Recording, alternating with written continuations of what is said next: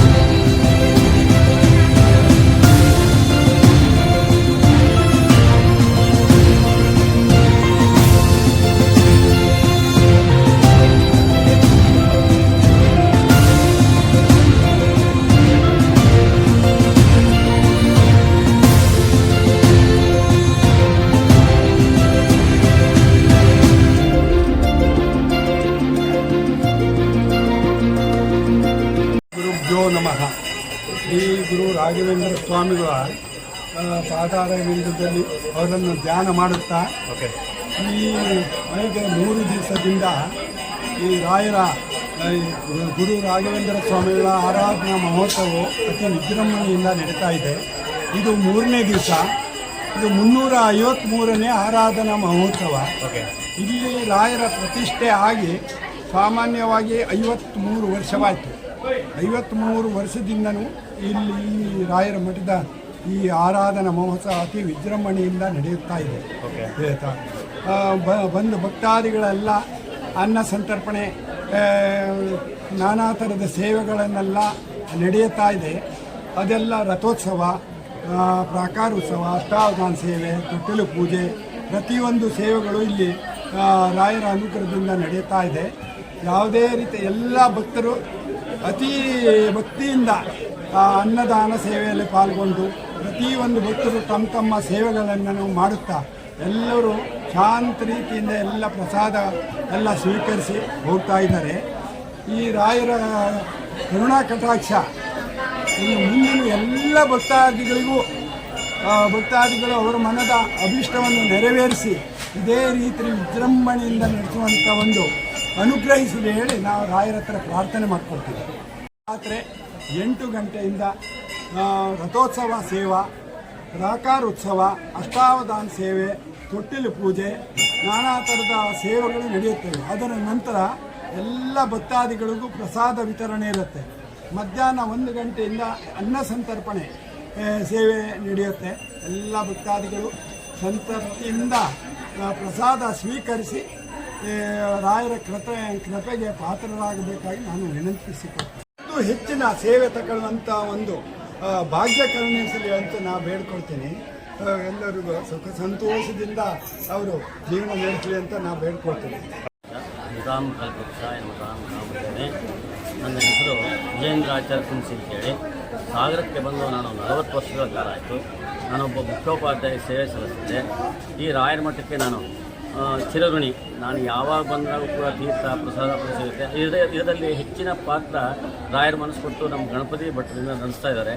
ಅವರೊಬ್ಬರು ಇಲ್ಲದೆ ಹೋಗಿದ್ದರೆ ಮಠದಲ್ಲಿ ಸ್ವಲ್ಪ ಅನಾನುಕೂಲ ಆಗ್ತಿತ್ತು ಅಂತ ನನಗೆ ಅನಿಸಿಕೆ. ರಾಯರು ಮಾಡಿಸೋಲ್ಲ, ಆದರೆ ಅವ್ರ ಶ್ರಮ ತುಂಬ ಇದೆ, ಗಣಪತಿ ಶ್ರಮ ತುಂಬ ಇದೆ.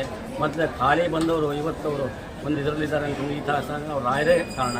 ನಾನು ಅಷ್ಟೇ ರಾಯರ ಭಕ್ತ. ನಾನು ಪ್ರತಿದಿನ ಬೆಳಗ್ಗೆ 10 ಹೊತ್ತಿಗೆ ಬರ್ತೇವೆ, ಇಲ್ಲಿ ಸೇವೆ ಮಾಡ್ತೇವೆ ಮತ್ತು ರಾಯರ ಭಕ್ತರು. ಆಮೇಲೆ ಸಾಗರದಲ್ಲಿ ರಾಯರ ನೆನ್ಬಿಟ್ರೆ ಸಾಗರ ಗುರುಧ್ವನವನ್ನು ಅಂತ ಹೇಳ್ಬಿಟ್ರೆ ಇಷ್ಟ ಕಾರ್ಯಗಳೆಲ್ಲ ಆಗುತ್ತೆ. ಅದಕ್ಕೆ ಮುಂಚೆ ಬೇಕಾದವರು ಅರ್ಚಕರು ಕೂಡ 40 ವರ್ಷಗಳಿಂದ ಸೇವಿಸಿದ್ದಾರೆ. ಅರ್ಚಕರಿಗೆ ಬೇಕಾಗಿದ್ದನ್ನು ನಮ್ಮ ಗಣಪತಿ ಭಟ್ಟವರು ಏನೇ ಚಾಚಿ ತಪ್ಪು ಕೈಯಿಂದ ಹೋರಾಟಿಲ್ಲಂತೆ ಪ್ರತಿದಿನ ಅವ್ರು ಏನು ಬೇಕು ಎಲ್ಲ ವ್ಯವಸ್ಥೆ ಮಾಡಿಕೊಡ್ತಾರೆ. ಅವ್ರ ಅನಂತರವಾಗಿ ಈ ಕಾರ್ಯಕ್ರಮ ನಡೀತಾ ಇದೆ. ಆದ್ದರಿಂದ ರಾಯರು ಕರುಣಿಸೋರ ಸಂಘ ಏನು ನಾವು ತೆಗೆದುಕೊಳ್ತಾರೆ. ಅಪರೋಕ್ಷಿ ಕೃತಶೀಶ ಅಂತ ಹೇಳ್ತಾ ಇದ್ದಾರೆ. 3 ದಿನ ರಾಯ ಯಾಕೆ ಮಾಡ್ತಾರೆ ಅಂದರೆ 3 ದಿನ ಆರಾಧನೆ. ರಾಯರು 3 ದಿನ ನಮಗೆ ಗೊತ್ತಿಲ್ಲ ಆರಾಧನೆ ಯಾಕೆ ಮಾಡ್ತಾರೆ. ಅದಕ್ಕೆ ಅದು 3 ದಿವಸದಲ್ಲಿ ರಾಯರು ಏನು ಮಾಡ್ತಾರೆ, ಶಿಷ್ಯರಿಗೆಲ್ಲ ಖುಷಿ ಹೇಳ್ತಾರೆ, ನಿಮಗೆ ಇವತ್ತು ಯಾವುದು ಪಾಠ ಇಲ್ಲ ಏನಿಲ್ಲ, ನಾನು ಬಂದ ಭಕ್ತರಿಗೆಲ್ಲ ಆಶೀರ್ವಾದ ಮಾಡಬೇಕು, ಕೇಳಿ ಬೇಡದೆ ಹೊರ ಕೊಡ್ತಾರೆ, ಬೇಡದೆ ಹೊರ ಕೊಡುವ ಅಂತ ಹೇಳಿ ಎಷ್ಟು ದಿನ ಪ್ರಾರ್ಥಿಸಲಿ. ನಾವು ದೋಷಿಯಾಗಿರಿ ಪ್ರಾರ್ಥಿಸ್ತೇನೆ ಅಷ್ಟಿದ್ರೂ ಕೂಡ ಅವರು ರಾಯರ ಅನುಗ್ರಹ ಎಲ್ಲರಿಗೂ ಆಗುತ್ತೆ. ಇಲ್ಲೇ ಪ್ರತಿಯೊಬ್ಬರಿಗೂ ಕೇಳ್ಕೊತಾರೆ, ನನಗೆ ಮಕ್ಕಳಿಲ್ಲ ಅಲ್ಲಿಲ್ಲ ಇರ್ತಾರೆ, ಎಲ್ಲವನ್ನೂ ನೀಡ್ತಾರೆ. 3 ದಿವಸದಲ್ಲಿ ಏನೇ ಕೇಳಿದ್ರು ಇಲ್ಲ ಅನ್ನೋದು. ಮತ್ತು ನಿಮ್ಮ ಸೇವೆಯೂ ಉತ್ತಮ. ಇಷ್ಟೆಲ್ಲ ಮಾಡ್ತೀವಿ ಅಂತಂದರೆ ನಿಮಗೂ ಕೂಡ ರಾಯರು ಮಾಡೇ ಮಾಡ್ತಾರೆ. ಸತ್ಯ ಸತ್ಯ ಸತ್ಯ. ಹಾಗೆ ನಾವು ಬಂದಿದ್ದೀವಿ. ನಮ್ಮದು ಸ್ವಂತೂರು ಆನವಟ್ಟೆ ಸೊರಬ ತಾಲೂಕು. ನಮ್ಮಲ್ಲಿ ಒಂದು ಮಠ ಇದೆ, ಅಲ್ಲಿಯೂ ನಡ್ಕೋತೇವೆ, ಇಲ್ಲೂ ನಡ್ಕೋತೇವೆ. ಆದ್ದರಿಂದ ಇದೇ ರೀತಿ ನಡೆದು ನಮ್ಮ ಗಣಪತಿಯವರು ಇನ್ನೂ ಉನ್ನತ ಮಟ್ಟಕ್ಕೆ ಹೋಗಲಿ ಅಂತ ಹೇಳಿ ರಾಯರು ಕರುಣಿಸಬೇಕು ಹೋಗಲಿ ಅಂತ ಹೇಳಿ ನಾನು ಹೇಳ್ತಾ